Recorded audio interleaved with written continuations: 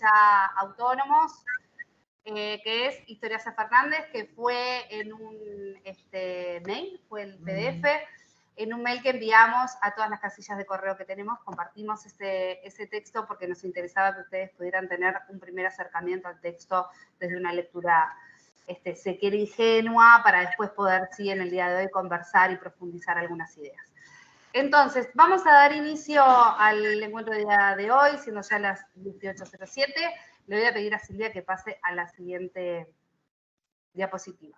Un poco para recapitular lo que trabajamos en el encuentro anterior, estuvimos viendo los criterios de selección, la selección que atiende a los lectores y la selección que atiende a los textos, es decir, en qué cosas nos concentramos cuando pensamos en un texto según el público lector o según el texto en sí mismo. Luego estuvimos trabajando sobre algunas variables conscientes o inconscientes que funcionan, que operan como factores a la hora de seleccionar.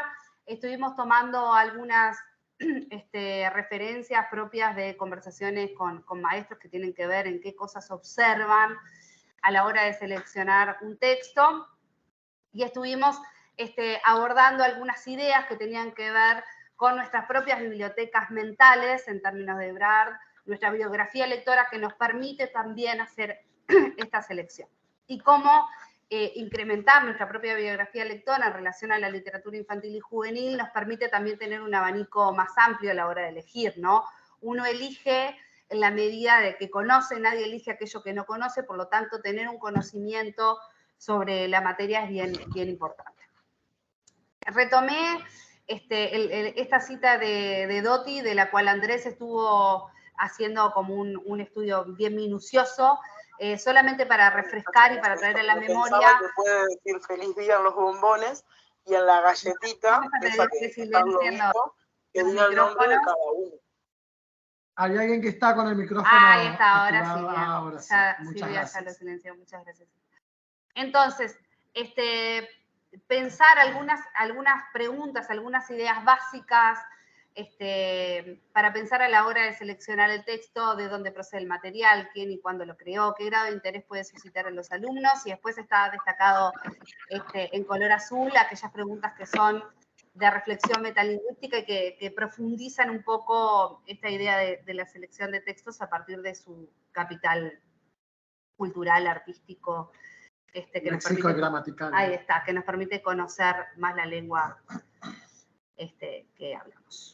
Y bien, y el ejemplo que dijimos que trabajamos y abordamos el encuentro anterior era Feroz Feroz, y que habíamos hecho la selección de este texto a partir de dos elementos. Uno es el género al que pertenece, el libro álbum, y el otro es su temática. Dijimos, bueno, ¿cómo abordamos una temática compleja como la identidad, la búsqueda de la felicidad? Bueno, estuvimos piloteando entre todos algunas temáticas que nos parecían que estaban presentes en el texto, que está muy vinculada a esta idea de los valores, y ahí estuvimos como reflexionando un poco sobre estos textos y pensando que en realidad, bueno, toda la literatura está cargada de valor, y por lo tanto tenemos que elegir textos que quizás no vayan estrictamente o directamente hacia esa temática, porque cuando un texto es unidireccional, nos coarta la posibilidad de interpretación, de reflexión. Entonces hacemos una búsqueda que sea un poco más profunda. Bien, esto es un poco recordando lo que estuvimos viendo el encuentro anterior, así que pasamos a la siguiente. Y ahora nos vamos a enfrentar a un ejemplo de selección de un libro para niños del segundo ciclo de primaria, por eso hablábamos de lectores autónomos. Hoy hablábamos con Andrés y pensamos que este es un texto que perfectamente se puede trabajar también con niños, con adolescentes, ¿no? Con niños del primer ciclo de secundaria, porque es verdaderamente un texto sumamente rico en cuanto a las formas de decir, en cuanto incluso a la complejidad que el texto en sí propone por su construcción. Entonces, un poco la idea es que empecemos viendo un panorama general sobre el texto, compartiendo algunas ideas en relación a su estructura a nivel general, para luego sí ya entrar en algo más específico que va a estar abordando Andrés. Entonces, bueno, pusimos tapa y contratapa porque, perdón, Silvia, anda un poquito para atrás, porque acá aparecen esas preguntas que nos hacía Doti, ¿no? También de pensar de dónde procede ese libro, quién lo escribió, en qué época, cuál es el contexto, y tenemos una breve referencia argumental que obviamente hay que leer todo el libro para poder profundizar, ¿no? Pero bueno, eso es una información bien interesante. Emma Wolf es quien escribió este texto. Este texto obtuvo el primer Premio Nacional de Literatura Infantil de producción de 1994-1997. Este dato, y esto es algo que también compartimos en el encuentro anterior, son datos bien interesantes que podemos recurrir a esas fuentes de información. ¿Se acuerdan que compartimos que aparecía la Fundación Cuatro Gatos, IBI Uruguay, el Plan Nacional de Lectura, ahora tiene otro nombre que nunca me acuerdo, de lingüística? Bueno, pero que allí son fuentes de información a las cuales podemos recurrir para encontrar buenos textos de literatura infantil. Obviamente los premios internacionales también son referencia, ¿no? Cuando nos enfrentamos a un texto que ha sido premiado, también es interesante ver, bueno, en qué contexto, en qué época, ¿no? Como decíamos, este es de la década de los 90, pero también quién otorgó ese premio y por qué. Bien, entonces ahora sí pasamos a la siguiente. Entonces, para ver algunas ideas generales, ustedes el texto ya pudieron acceder a él, es uno de los textos que fueron este año, se entregaron este año en Biblioteca Solidaria. Entonces, un poco el título. Si no accedieron, bueno, estamos haciendo esta síntesis. Para que puedan, eso mismo, o sea, la primera parte es como muy general, como para poder ir entrando en vínculo con el texto. Historias a Fernández, entonces, es un texto de Emma Wolf. La primera idea es ver un poco cómo está organizada la trama y la idea del narrador personaje. Si ustedes lo pudieron observar, el texto está estructurado, tiene como dos niveles de ficción, ¿no? Un primer nivel de ficción donde el narrador narra en primera persona, es una niña,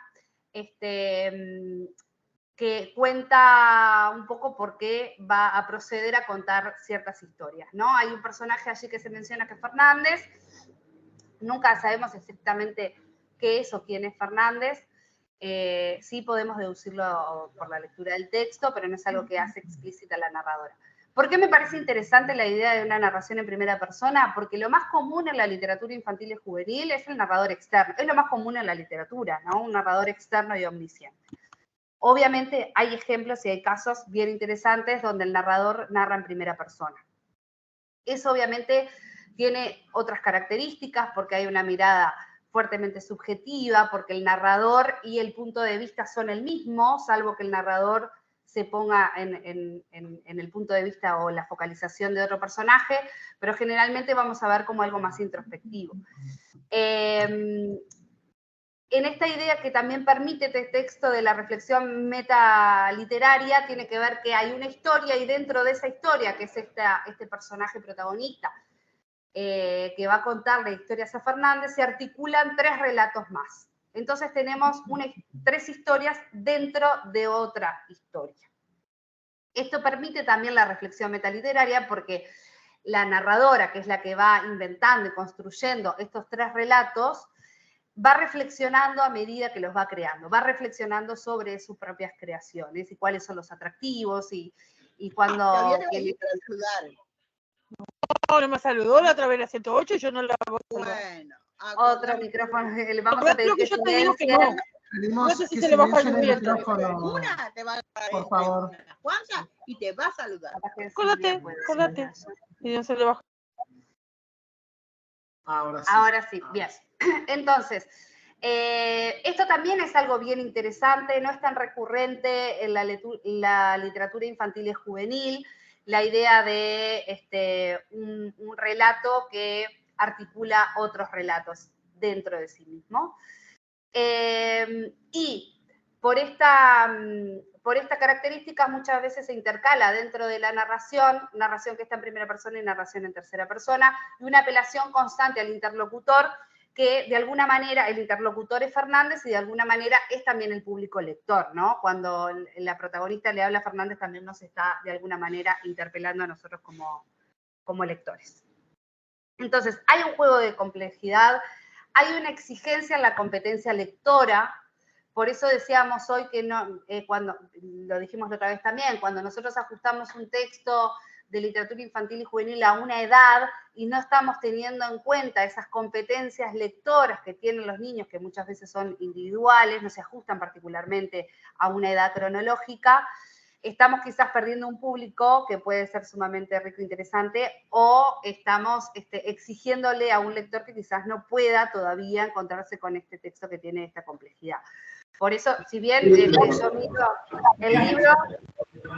el libro va a decir que es querido a partir de los 10 años, nosotros, está por acá abajo, nosotros siempre tenemos, pensamos que como mediadores de lectura profesionales que somos los docentes, a la hora de seleccionar textos, más que concentrarnos en una edad particular, pensemos en las biografías lectoras de nuestros niños para proponerles textos para leer. Bien, seguimos entonces con la siguiente, que tiene que ver con la estructura que tiene Historias Fernández. La estructura es una estructura convencional, ¿no? Nosotros nos vamos a enfrentar a un texto que tiene un planteo, un nudo y un desenlace. A pesar de esa estructura convencional, hay también una complejidad porque en el nudo precisamente nosotros vamos a encontrar los 3 relatos que se articulan y que tienen por objetivo mantener despierto a Fernández.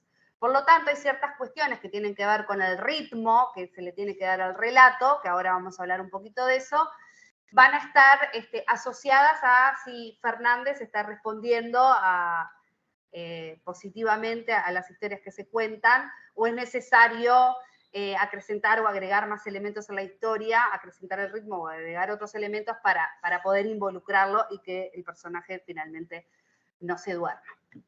Entonces, en el planteo, la voz narrativa va a presentar los hechos que motivan al surgimiento de estos relatos. Todo planteo precisamente plantea la situación que viven los personajes, por lo tanto los vamos a conocer y vamos a entender qué es lo que motiva particularmente el nudo. Cuando hablamos del nudo hablamos del conflicto. El conflicto está dado por esta necesidad de que el personaje no se duerma. Y dentro de ese nudo vamos a tener 3 relatos, y asimismo cada uno de estos 3 relatos va a tener un planteo, un nudo y un desenlace, ¿no? Por eso hablábamos hoy de la complejidad por los distintos niveles de ficción que el texto en sí nos está proponiendo. Perdón, Micaela. Sí, perdón. Nada, un chiste entre medio. Estoy viendo a Fernández allí, Janet. Trajo a Fernández. No lo vemos nosotros. No, y ya que estoy, comento que Lucía también hace referencia que cuando empiezan los distintos relatos hay en los cambios de letra, ¿no? Como ella se fue fijando en eso.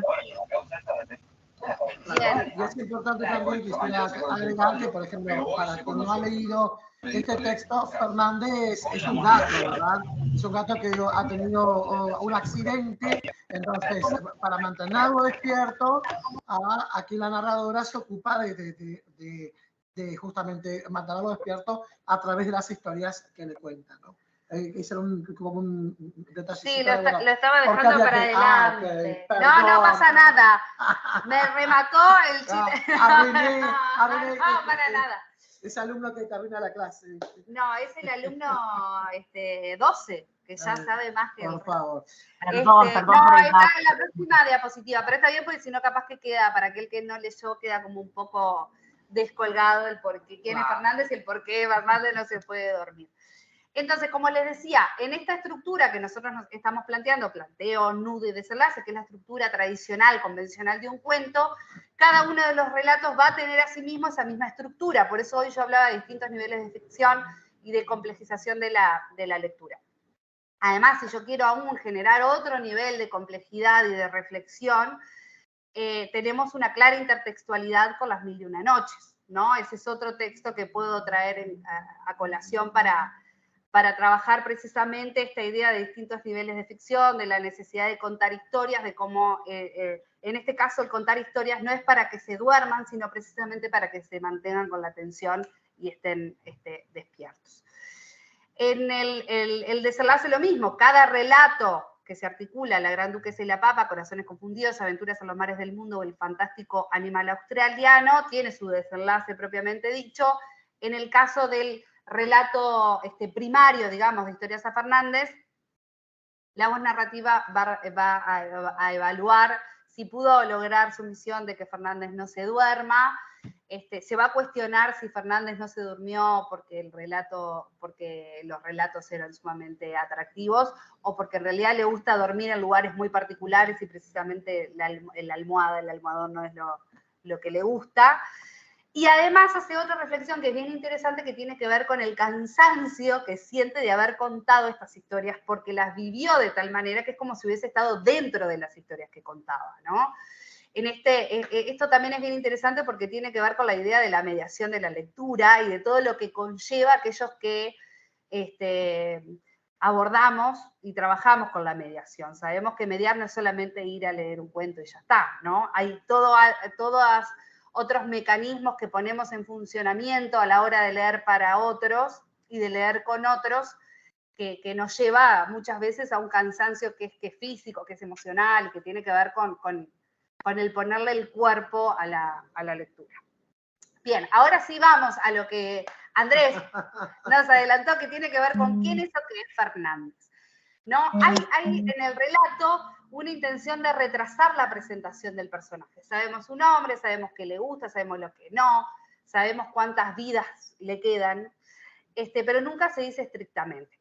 Hay algunos indicios textuales que yo señalé por allí: le gusta dormir en las alturas, duerme muchas horas al día, tiene pulgas y tiene 7 vidas. Creo que con el dato de las 7 vidas ya nos vamos perfilando a poder conceptualizar de que estamos hablando de un gato. Hay algo que a mí me parece bien interesante, es que nunca se dice particularmente que es un gato, y esto me parece interesante porque hace que el lector esté permanentemente rellenando esos huecos que el narrador deja abiertos, que no los deja abiertos porque no lo sepa, los deja abiertos de manera deliberada para que el lector sea como una especie de coautor en la construcción del sentido y de los significados que tiene el texto. Entonces, más allá de quién es Fernández, lo importante no es quién es o qué es Fernández, sino que Fernández no se puede dormir porque acaba de tener una caída por esto de que le gusta dormir en las alturas en lugares bastante insólitos, y que por lo tanto su dueña tiene que contar todas estas historias para lograr que el personaje se entretenga y finalmente no se duerma. Entonces, a nivel, y ahora vamos a entrar aún más en profundidad en el texto, pero en un nivel general podemos decir que el texto tiene como varios niveles de complejidad que nos van llevando cada vez a poder entrar de manera más profunda en la educación literaria, ¿no? Bien, vamos entonces a la última así de estas generalidades que estamos trabajando, que tiene que ver con las características de los relatos. Yo decía, bueno, en constantes ocasiones la narradora interpela al interlocutor que es Fernández y a través de Fernández también a los lectores. Por ejemplo, en el cuento 1, que es La Gran Duquesa, hay en un momento que le pregunta, ¿qué te puedo decir de esta noble dama? Y ahí empieza a contar sobre la Gran Duquesa, ¿no? Esa es una manera de llamar la atención del interlocutor, llamar la atención, obviamente, del receptor de este relato. Otra de las características tiene que ver con el ritmo de la narración. Yo voy a leer ahora un ejemplo que aparece en la página 24. Compartimos edición, así que aquel que tenga el texto cerca puede leerlo también. Y es que en el momento en que la narradora personaje, ve que Fernández está por dormir, empieza a acelerar el ritmo del relato. Van a ver que hay abundantes acciones, por lo tanto abundantes verbos, y quiero leerles un fragmento. El artesano loco de alegría echó a la olla la papa verdadera que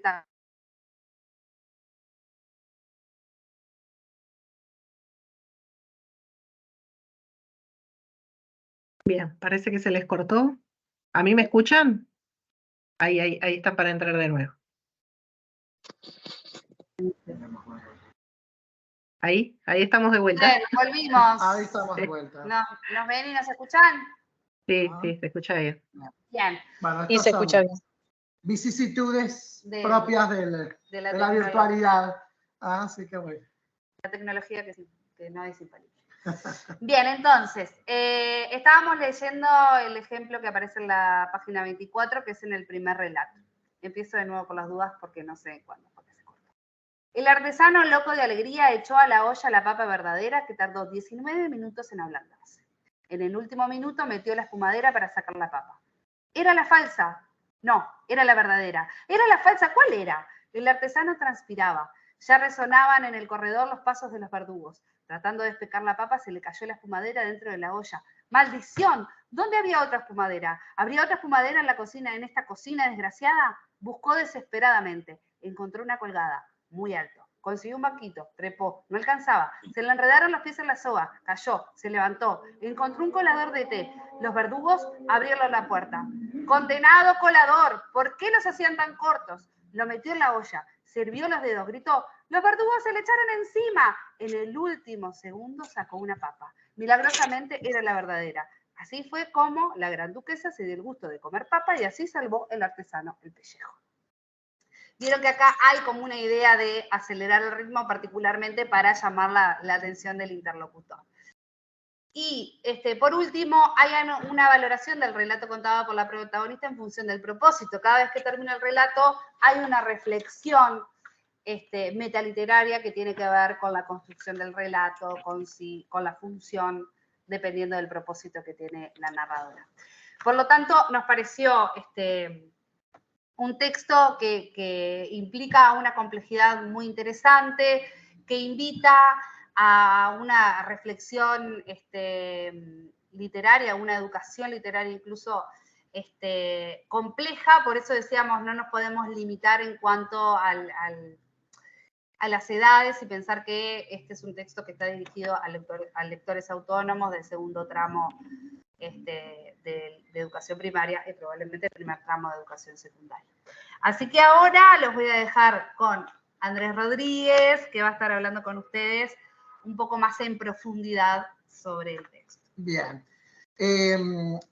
Vamos a ver un ejemplo, vamos a tomar lo que sería una parte, lo que sería un fragmento del texto Aventuras en los mares del mundo, o El fantástico animal australiano, porque bueno, a ver, nosotros en el encuentro anterior vimos y dijimos y sostuvimos que durante mucho tiempo los textos han sido vistos solamente por el contenido temático, o sea, una forma, digamos, de seleccionar los textos ha sido, bueno, por lo que dice, por lo que está dicho, ¿verdad? Por ese a nivel del decir. Entonces, bueno, eso contacta con los valores, bueno, contacta con la temática, pero los textos no son solamente eso. O sea, ahora más tarde vamos a ver algunas otras dimensiones que se ponen en juego cuando nos acercamos a un texto. Entonces, aquí tenemos este fragmento que lo vamos a leer. Es un fragmento dentro de todo lo que es este gran libro que es bastante extenso. Dice, por el 1700, Fernández, los europeos se pasaban la vida organizando expediciones por mar a los lugares remotos de la Tierra. Estaban atacados por la fiebre de la exploración. El siglo se hizo famoso por esos viajes. Para los habitantes de Europa, la Tierra era todavía una caja de sorpresas. Del otro lado de los océanos quedaban muchos pedazos de mundo por descubrir, conquistar, investigar, y hacia allá se mandaban, guiados por el instinto loco de la codicia y la curiosidad, para arrancarles sus secretos. No les importaba pasar penurias, comer carne cruda, chupar frío, ni freírse de calor. Una manera de atrapar el mundo era estudiarlo, estudiar las cosas raras, las maravillas que podían hallarse en los nuevos territorios. Por eso en los barcos viajaban cartógrafos, geógrafos, astrónomos, médicos, naturalistas, físicos, botánicos y sabios de toda clase que observaban las montañas, las bahías, los minerales, los témpanos, los arrecifes de coral, la posición de las estrellas flamantes, el curso de los ríos, los peces comestibles y los frutos medicinales de aquellos lugares exóticos y fascinantes. Todo lo que recogían y anotaban iba a parar a los laboratorios de ciencias y allí se pelaban las pestañas clasificando, descifrando y buscando la utilidad de lo que la naturaleza les regalaba. Y imagínate el mundo como un enorme supermercado repleto de fenómenos. El mar, el ancho mar era el camino para alcanzarlos, pero es por eso no te extrañe que en ese siglo hayan nacido los veleros más grandes y veloces. ¿No sentís que se te ensanchan los pulmones? ¿Apreciás los vastos horizontes y el olor salobre de la aventura después de tanta papa enterrada y caminatas por el asfalto? El joven Tadeo se embarcó en una de esas expediciones. Bueno, este es un fragmento, ¿verdad? O sea, esta es una historia donde, bueno, nosotros conversábamos el otro día que los textos son una puerta a la cultura, ¿verdad? Y creo que si bien todos los textos en este libro lo son, este concretamente es como un viaje en el tiempo, digamos, ¿no? O sea, para quien no vivió en ese siglo, es una oportunidad para conocer, ¿verdad? Así como cuando uno puede ver una película de, por ejemplo, bueno, otra época, otro momento histórico, y bueno, y la película se constituye en una puerta a la cultura. Bueno, este texto es una puerta a la cultura porque, bueno, cuenta y va mostrando escenarios y situaciones que jamás las vamos a poder ver si no es a través del texto en este caso, ¿no? Bueno, y lo que se plantea, bueno, como para sintetizarles todo este capítulo, es toda una serie de, digamos, vivencias y aventuras que vive este joven Tadeo, que, bueno, llegan a situaciones totalmente alocadas y insólitas, con un nivel de perplejidad que, bueno, que uno dice, bueno, ¿cómo podían ser los conquistadores y los viajeros así? Es un texto que les invito a que lo lean, bueno, y que lo puedan trabajar con sus estudiantes. Nosotros nos vamos a concentrar solamente en este fragmento. Y hay unas unidades que están marcadas ahí en el texto, que no es por casualidad, sino que, bueno, esto se puede hacer cuando uno entrega un texto a los chicos, uno puede ya marcar ciertas unidades que uno, con intención y con deliberación, uno quiere abordar, ¿no? Entonces, porque, bueno, estos grupos de palabras que han sido marcados y destacados han sido marcados por una finalidad. Dijimos hace unos instantes que los textos no son solamente lo que está dicho, sino que también entran a operar, a ver, ante todo, en un texto hay una voz que habla, ¿verdad? Entonces, y con mayor o con menor involucramiento, esa voz que habla construye un punto de vista sobre lo que está hablando. Entonces, eso es muy importante cuando trabajamos con textos, porque no es solo manejar los textos por lo que está dicho, sino que, bueno, hacer pensar a los chicos que los textos, siempre que hay una voz, sean literarios o no, siempre hay una voz que en los textos literarios puede ser la voz del enunciador, del narrador, o en los textos que no son literarios, bueno, es la voz del autor que se empodera, ¿verdad?, para tomar partido sobre este X tema, ¿no? Por ejemplo, en un artículo de opinión, ¿verdad? O sea, siempre hay un enunciador que justamente está haciéndose cargo de lo dicho, ¿verdad? Entonces, eso me parece que es un aspecto bien importante para empezar a trabajar con los textos desde otro lugar, y no solamente por lo que dice el texto, sino que, bueno, hay una voz que se hace responsable de lo dicho y crea un punto de vista sobre lo que está contando.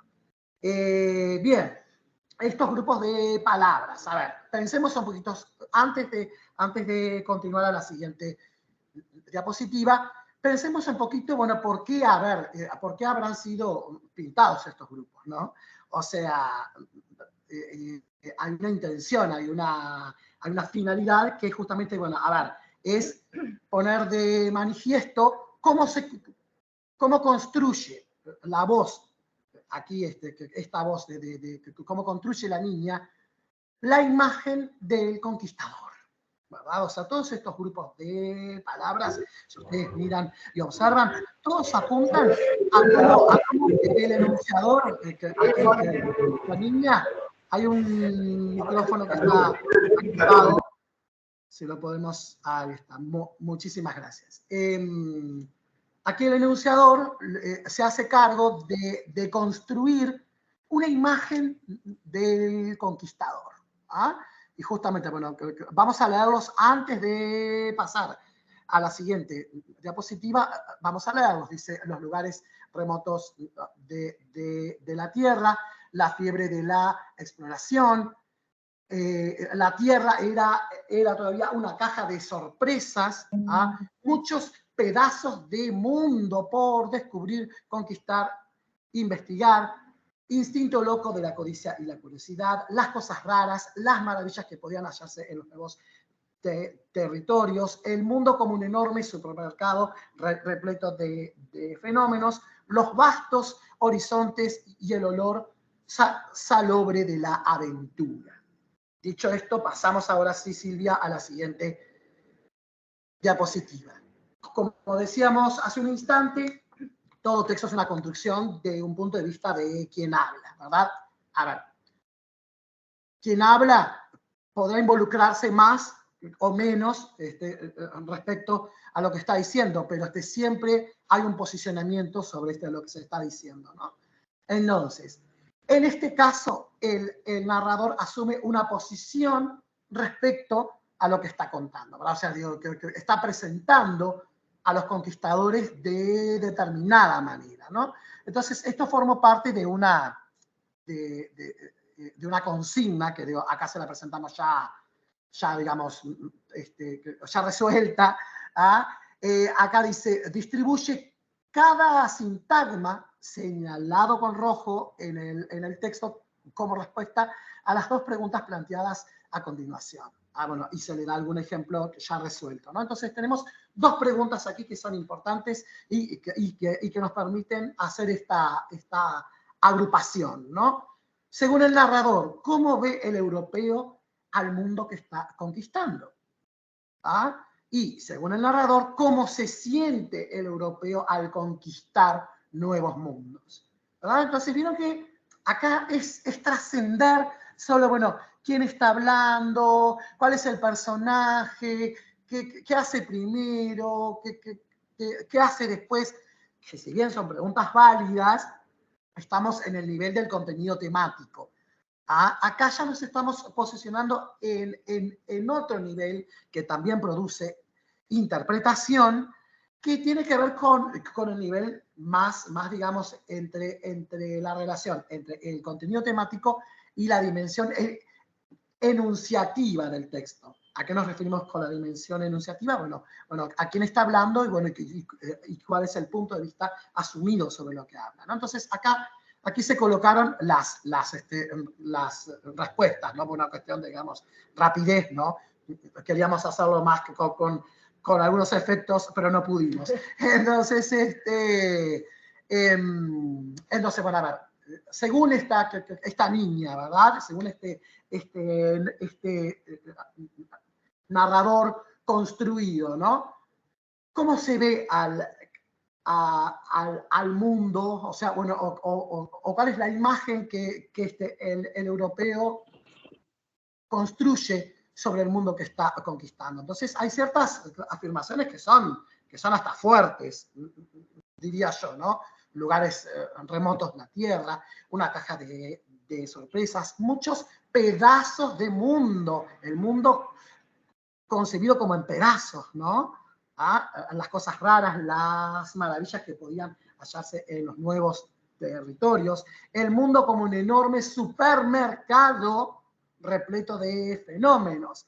¿Ah? Entonces, todas esas o sea, todos esos grupos de palabras, esos sintagmas, para quien no recuerde lo que es un sintagma es, para decirlo de manera sencilla, es un grupo de palabras que se relaciona en torno a un núcleo, o que se organiza en torno a un núcleo. En este caso, son todos sintagmas nominales, o sea, los núcleos son sustantivos. ¿Ah? Entonces, eso hay que saber un poco de gramática. Ahora que también los invitamos a que vayan como explorando ese mundo, porque bueno, para entender un texto y para interpretar un texto precisamos de la gramática, ¿verdad? Entonces no es que la gramática va por un lado y la comprensión del texto va por otro, sino que ahora vamos a ver con algunos ejemplos cómo la gramática contribuye a comprender mejor el texto, ¿verdad? Que es un poco la finalidad de esta segunda parte. Bueno, y según el narrador, ¿cómo se siente el europeo al conquistar nuevos mundos? Bueno, es la fiebre de la exploración. ¿Ah? O sea, es el instinto loco de la codicia y la curiosidad. Fiebre, locura, vastos horizontes y el olor salobre de la aventura. ¿Ah? O sea, la aventura es tal que tiene un olor que es salobre, porque se lanzan a los mares también, ¿no? Pero es más que el mar, es toda esa experiencia que se superpone y que genera todas esas sensaciones, digamos, que el lector puede llegar a percibir a través de lo que lee, ¿no? Bien, pasamos a la siguiente. Entonces, aquí lo que se hace, en la siguiente diapositiva, a ver si vamos un poquitito, no la estaríamos viendo.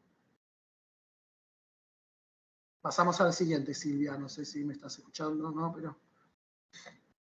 ¡Ay, fantástico! Entonces, vamos a ir como observando algunos grupos, algunos sintagmas, ¿no? Y vamos a ver, bueno, qué podemos conversar con los chicos sobre estas cuestiones, ¿no? Entonces, vamos a ver ese grupo, ¿no? Dice, los europeos se pasaban la vida organizando expediciones por mar a los lugares remotos de la Tierra. Noten que si bien vamos a analizar los lugares remotos de la Tierra, el estudio no se hace en forma aislada, ¿no? Sino que se lo relaciona con el enunciado en el que aparece, se lo relaciona con el texto. Vieron que anteriormente estaban todos esos grupos pintados dentro del texto. Ya sería bastante, acá voy a tomar partido por lo que creo, ya sería bastante añejo un enfoque en el que se saca una oración suelta y se la coloca en el pizarrón y se hace un análisis al mejor estilo tradicional. No, hoy por hoy vemos funcionar las oraciones en un texto y vemos las relaciones entre las oraciones que se pueden generar dentro del texto. Por eso se las presentamos todas pintadas en ese fragmento, ¿verdad? Entonces, bueno, aquí podemos generar algunas preguntas para pensar sobre esos grupos, ¿no? Y decir, bueno, ¿qué significa la palabra remoto? Empleamos esta palabra en la vida cotidiana, en qué situaciones, vayan pensando ustedes, y si quieren pueden ir escribiendo ahí en el chat con qué combinaciones diarias uno usa la palabra remoto, ¿no? Entonces, hay una que saldría como más, que es la más próxima, sería control remoto, ¿verdad? Entonces, ¿qué información aporta el adjetivo en este sintagma? Bueno, ¿a qué nos referimos con lugares remotos? Y no tenemos miedo a nombrar a las palabras por su nombre. O sea, porque bueno, por más que los chicos, algunos lo sepan más, otros lo sepan menos, es necesario y es formativo para los chicos que las palabras sean caracterizadas o sean denominadas por su nombre, ¿no? Esto es un adjetivo, esto es un sustantivo, esto es un artículo, lo que sea, ¿no? Entonces, busca en el DLE, en el Diccionario de la Lengua Española, que hoy por hoy tenemos una gran virtud, que es tener, bueno, que es tener ese diccionario que es quizá uno de los mejores, lo podemos tener en línea, como también lo podemos tener, tenemos una aplicación que se puede descargar en el celular y pueden consultar, buscar, mirar, e incluso se pueden hacer búsquedas de, por ejemplo, de sufijos, prefijos, o sea, no solamente palabras. Entonces esa es una potencialidad que tiene este nuevo diccionario que quizás en el diccionario convencional, en el de formato papel, se nos complica un poco, ¿no? ¿Qué sensaciones aporta el uso de esta palabra en la construcción de la imagen del conquistador? Bueno, ¿cómo vive el conquistador estos lugares? Entonces, pasamos un momento a la siguiente, pero vamos a volver a esta. Vamos a pasar a la siguiente. Entonces, ahí tenemos la consulta en el diccionario, ¿no? Entonces, bueno, a ver, y algunas posibles combinaciones, ¿no? Entonces, bueno, a ver, ¿a qué nos referimos con que algo es remoto? Bueno, por si nos quedamos con la primera acepción, nos dice que es algo muy lejano. Entonces, volvemos a la anterior, y bueno, y vieron que también ahí decía, dicho de una sensación, como algo vago, algo impreciso, ¿verdad? O sea, eso remoto también contacta con una sensación experimentada. Entonces, ahora sí volvemos. Entonces, bueno, a ver, estos lugares remotos de la Tierra, o sea, que contacta con cómo aquí esta voz va construyendo esta imagen del europeo. El europeo vive, según esta voz, esos lugares como algo impreciso, algo vago, algo muy lejano.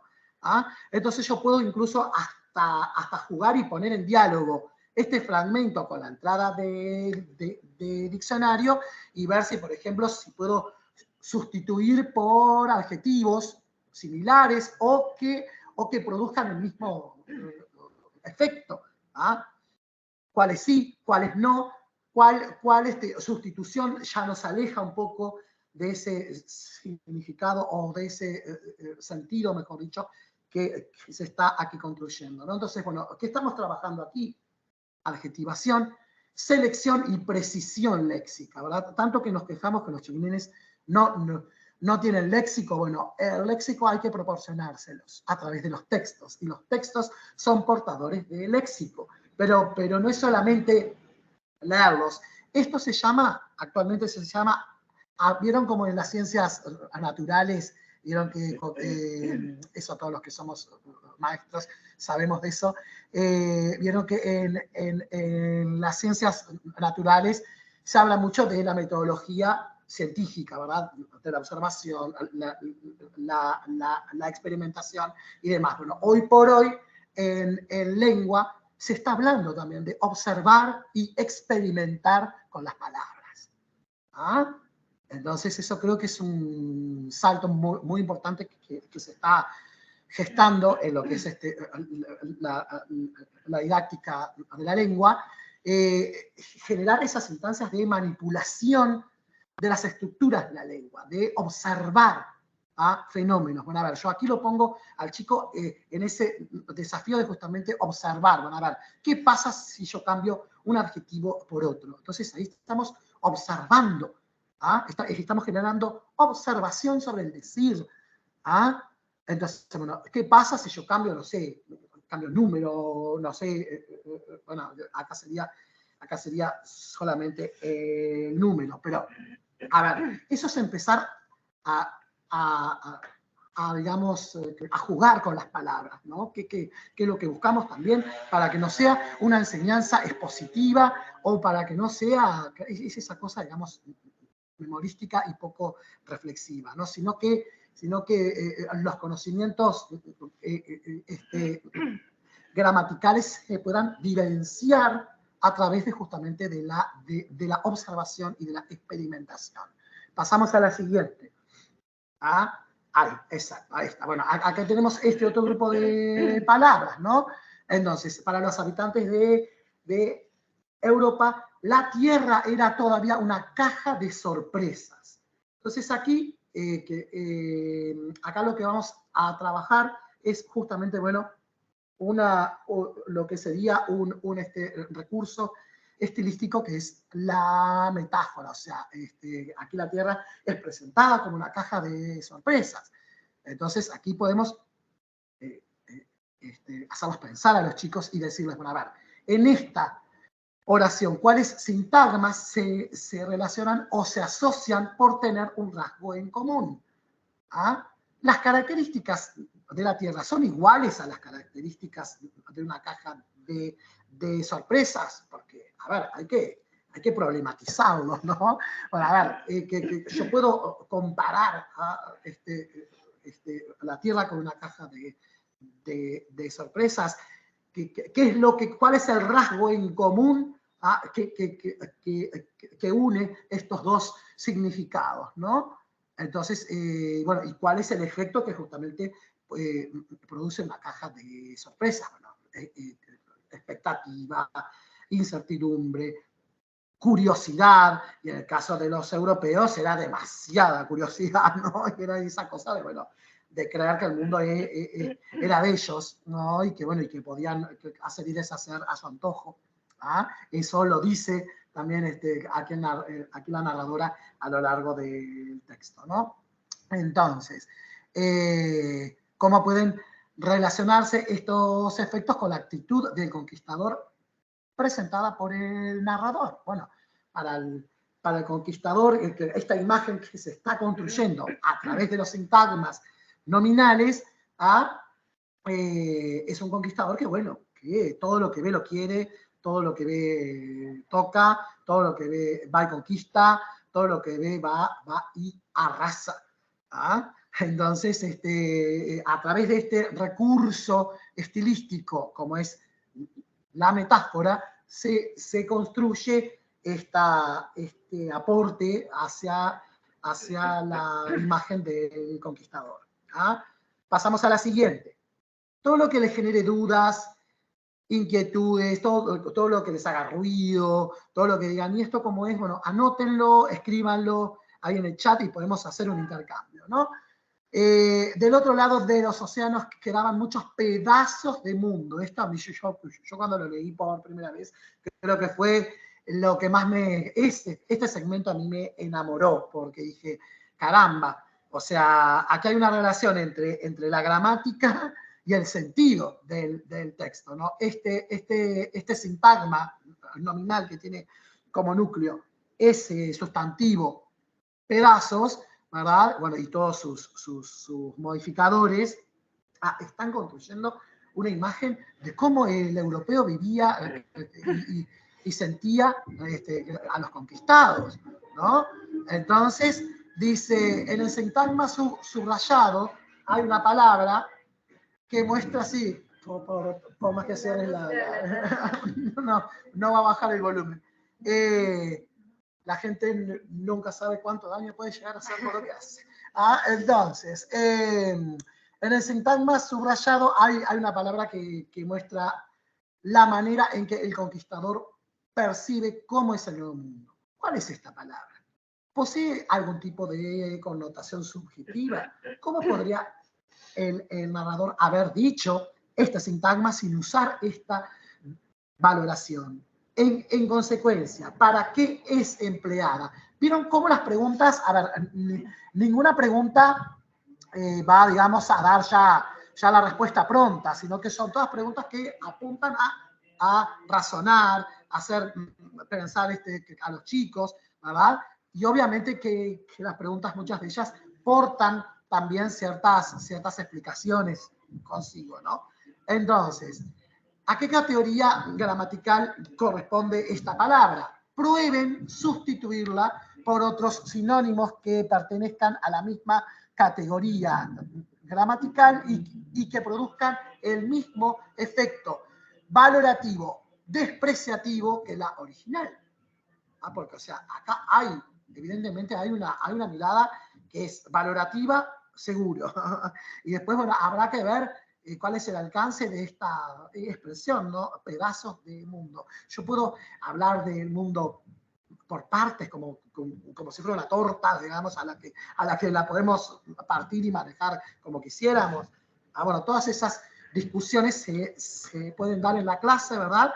Entonces, y hacerlos, este recurso de la sinonimia es una relación léxica muy poderosa, porque nos hace pensar y decir, bueno, y a ver, bueno, ¿cuál sinónimo sería, digamos, como correspondiente, digamos, a este grupo aquí, ¿no? Y que para conservar este efecto, ¿ah? ¿Cuál sinónimo colocaríamos para disminuir ese efecto?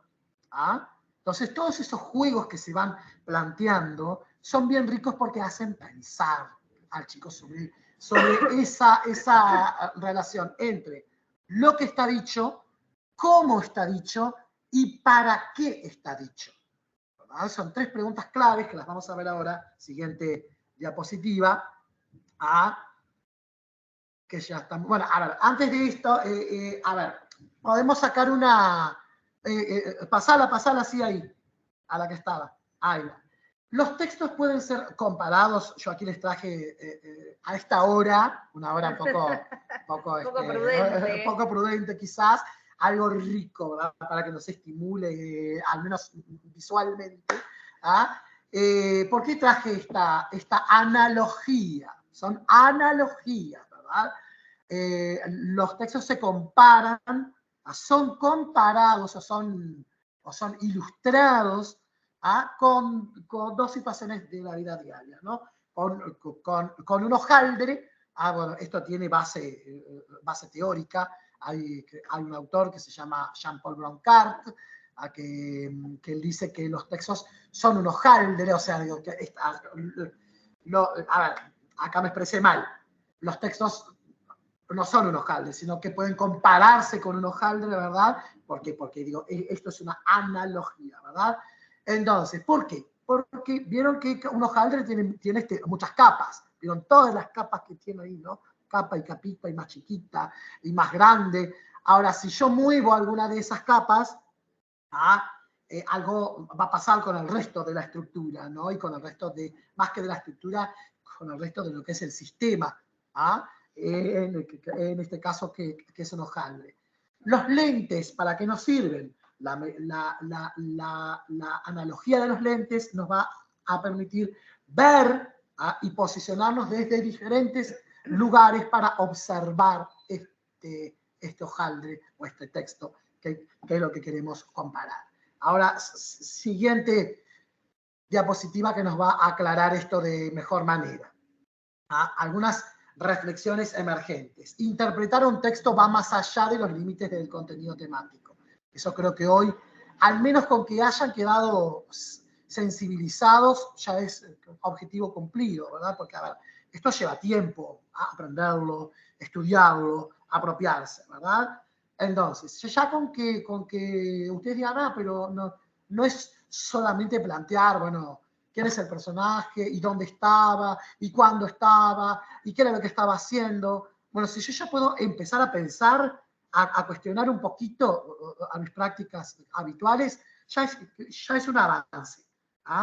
Entonces, cobra importancia articular las diferentes dimensiones que se ponen en juego en el hojaldre textual. Entonces, acá articulamos estas 2 analogías. Según el lente con el que se mire, vamos a ver qué se quiere decir con lo dicho. Entonces ahí estamos en el nivel del sentido. ¿Qué se dice? Estamos en el nivel del contenido temático. ¿Quién dice y qué posición asume respecto a lo dicho? Entonces ahí es como una interfaz, es como un cruce entre el sentido y el contenido temático. El cómo se dice, que es fundamental. O sea, este texto, si ustedes lo miran, es rico en formas de decir. Y si yo quiero que mis chicos aumenten el léxico, si yo quiero que mis chicos escriban mejor, bueno, es necesario llevarles muy buenos textos que tengan buenas formas de decir. ¿Ah? Con esto yo sé que abro un frente que es complicado, pero hay muchos textos en la actualidad que son muy llanos en sus formas de decir. ¿A qué me refiero con que son llanos? Que sí, son muy lindos temáticamente, pueden llegar incluso a tener muchos valores para trabajar. Ilustraciones, coloridas. Ilustraciones, todo un despliegue hermoso, pero cuando los vemos desde estas ópticas, nos quedan tan pobres. O sea, y eso es una mirada que los maestros tenemos que empezar a desarrollar. Bueno, empezar a ponernos estos lentes de la gramática, de la sintaxis, los lentes de la semántica, los lentes de la pragmática, bueno, y empezar a ver, bueno, a ver, ¿qué tienen de rico estos textos? Entonces, eso me parece que es un punto bien interesante para tener en cuenta. Siguiente diapositiva, que ya creo que andamos medio ahí ya con el tiempo. Bueno, exacto. Entonces, esto creo que es como las conclusiones que podemos sacar de este encuentro. Los textos no son solamente lo que están dicho, o sea, lo que está dicho, sino que es hora de empezar a ver, bueno, ¿para qué se dice lo que se dice? ¿Cuál es el efecto pretendido con ese decir? ¿Qué es lo que puede llegar a producir en el lector? Y empezar a ver, bueno, ¿cuáles son esas formas que pueden ser ricas de trabajar en un texto? Acá empezamos por algo bastante sencillo, entre comillas, que es las categorías de palabras, que eso es una enseñanza que hay que recuperar en la escuela, ¿verdad? Hay que enseñar, bueno, lo que es un sustantivo, lo que es un adjetivo, o sea, que esos son contenidos que no hay que perderlos, ¿verdad? Entonces, porque más que contenidos se pueden disponer como justamente habilidades para ser trabajadas. Bueno, ¿en qué momentos cuando yo voy a escribir un texto, en qué momentos a mí me conviene adjetivar? Por ejemplo, bueno, que estoy contando un cuento. Bueno, ¿para qué preciso la adjetivación? ¿En qué momentos? ¿Verdad? Entonces, acá vemos los beneficios que el elegir buenos textos puede llegar a tener en las instancias de escritura. Por ejemplo, ¿no? Y ni hablemos del aporte cultural que por ejemplo, este texto concreto tiene, ¿no? Que, bueno, que justamente, bueno, es una ventana al mundo. Bueno, preguntas, inquietudes. Vamos a ver un poquito, ¿dónde está el chat acá? Y capaz que si esta sigue por ahí nos puede pasar a la última diapositiva, cierto. Porque ahí tenemos algo que nos solicitaron en el encuentro pasado, que era el código para ingresar al grupo de CREA, para aquellos que no están, allí lo tienen. El grupo de CREA es Biblioteca Solidaria de ProLee. Es un espacio para compartir experiencias y es un espacio también para tener un contacto y un encuentro. Después tenemos nuestro mail, prolea.ne.edu.uy, y los 3 mails de Biblioteca Solidaria, donde también nos pueden escribir y desde donde nosotros enviamos siempre los mails, así que probablemente ya los tengan registrados. Bien. También en esos, ahí en CREA, también esperamos que, bueno, porque a veces uno queda pensando en estas cuestiones, entonces, bueno, pueden plantear dudas, porque no, y decir, bueno, algo que vi, que me quede pensando aquí en el encuentro, bueno, y lo escribo, y abro, digamos, ese frente, ¿no? Y esa discusión. Digo, bienvenidas sean todas las intervenciones que justamente favorezcan al intercambio y la construcción, ¿no? Digo, que eso me parece central. Bueno, si no hay preguntas, inquietudes. Yo solo quiero aclarar con respecto al grupo, creo que ya lo dije la otra vez, que es un grupo moderado, o sea que ustedes van a publicar y no van a ver enseguida la publicación. No la repitan porque no es que tengan un problema, sino que nosotros verificamos primero si eso es justamente para ese grupo, porque como hay varios, entonces cualquiera del equipo le da a aceptar y ahí se va a publicar. Por eso les puede demorar 2, 3 días, hasta una semana a veces. Si publican un viernes, tal vez demore, se publican un miércoles hasta el lunes o algo así, ¿está? Eso solamente aclarar. Más porque también hay más de 800 personas en el grupo, ¿no? Entonces hay que tener como paciencia en ese sentido, ¿no? Así que bueno. Bueno, esperamos que les haya sido útil, que por lo menos, bueno, ya si pudieron ponerse a pensar un poquito en su vínculo con los textos y bueno, y qué ven cuando van a elegir un texto, eso ya para nosotros es un objetivo cumplido, ¿no? Que ya se puedan, como replantearlo, que quizás a veces se hace como de manera automática, ya ponernos a pensar y decir, no, pero mira, yo no había tenido en cuenta tal o cual aspecto, y cuando me vuelvo a enfrentar a un texto, recuerdo lo que vi aquí en el encuentro, ya para nosotros es un avance enorme.